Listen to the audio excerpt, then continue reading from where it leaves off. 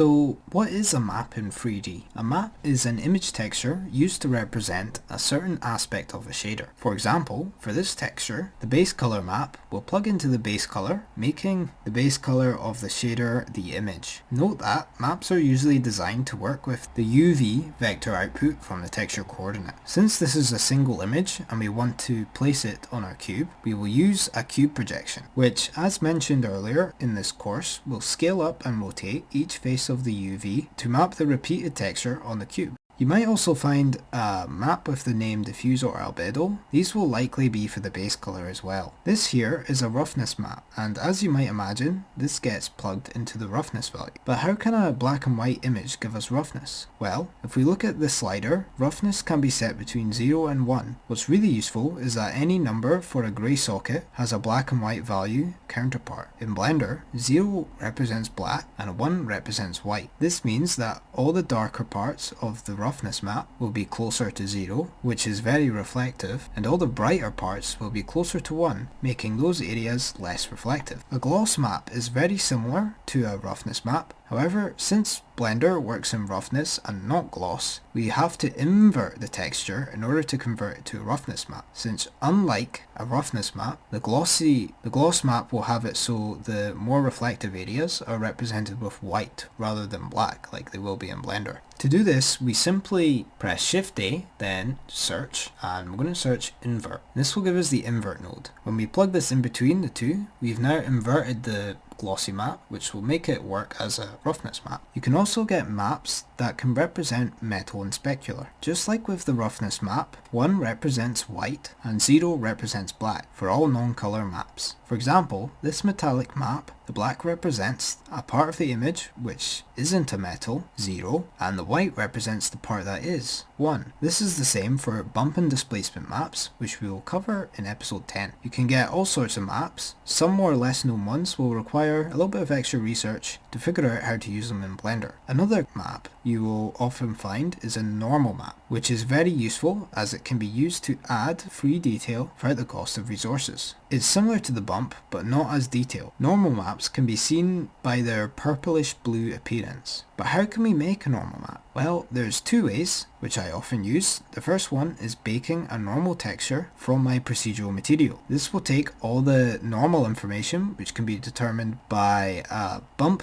node, for example, and I'll use that to calculate what the normal map will look like. The other way is by baking the detail of a higher poly detailed object onto a symbol object. I'll make a step-by-step tutorial in the future on this topic. Great job everyone. This was quite a quick tutorial compared to the others, but still very important nonetheless. Now we're going to have a quick quiz. Number 1. What is a map?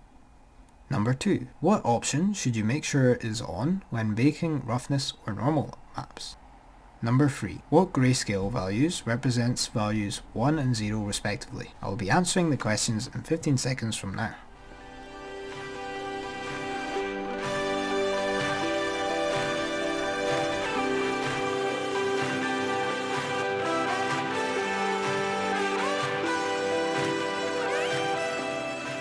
Number 1. What is a map? A map is an image texture usually used to represent a parameter of a shader. For example, a base color map would be used to represent the base color of a shader, whereas a roughness map would be used to represent the roughness parameter.